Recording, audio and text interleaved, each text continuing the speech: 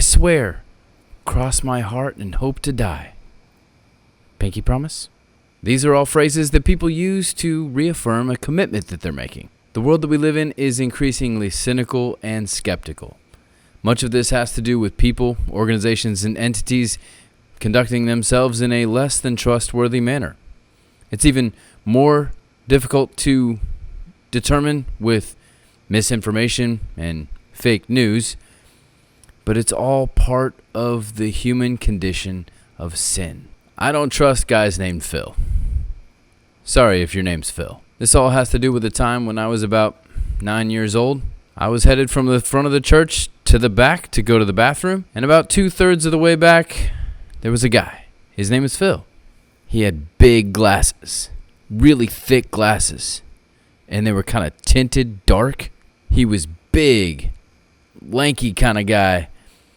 Reminded me a little bit of what Frankenstein would have looked like if he was a real person. And he said, "Hey, Kev."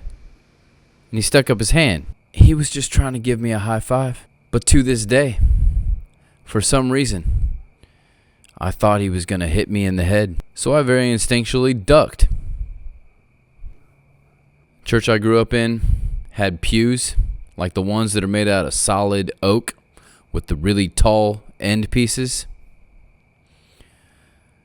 So instead of Phil hitting me in the head, I hit my head on the pew. Everything went black for a second, and I looked back up at Phil, very confused. Phil said, "You okay?" I looked up at Phil, still scared out of my gourd, and I said, "Yeah." His face changed, and he said, "No, you're not," because I had started bleeding profusely from my forehead. I don't trust guys named Phil.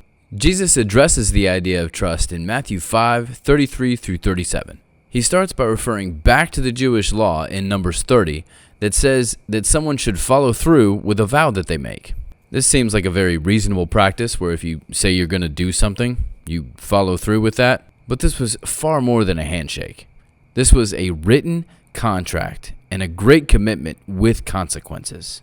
So Jesus addresses this in verse 34 when he says that you just shouldn't make any vows at all. To which all the anarchists say, "Yay, no king, la la la la la la." So he clarifies by saying you shouldn't swear by heaven because heaven is God's domain. He continues in verse 35 that you shouldn't swear by earth because earth is God's footstool. But not by Jerusalem either because that's his city, and certainly not by yourself because let's not pretend you control any of your inner workings. So what do all three of these comparisons have in common? They are all contrasted to their relationship with God.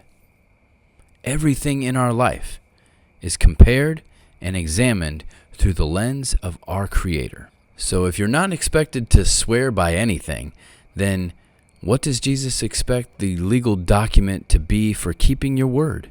In Matthew 5:37, Jesus tells us to just say a simple yes, I will, or no, I won't. What? And I'm supposed to take them at their word. How does that work? What does this reveal to us about God or Jesus? Jesus has high expectations for you, but they're not unreasonable. He knows because he made you. He wants your words to matter, so choose them carefully. So what does this mean for you? Trust goes both ways. If you want people to trust you, you have to be trustworthy. Worthy of trust means that you say what you mean and you mean what you say. Don't make promises that you can't keep, and keep the ones you do. But it also means that you need to trust others. No one will trust you if you don't trust people. Skepticism breeds skepticism. Trust breeds trust. This is much easier when you view everything from a heavenly perspective. Everyone was made in the image of God. Even the worst people on planet Earth were still designed by God for His purpose. So instead of being skeptical and cynical, live in hope and a willingness to work hard. Trust is an exercise. Being trustworthy is something that takes practice. Be willing to do that for the benefit of others and for the glory of God.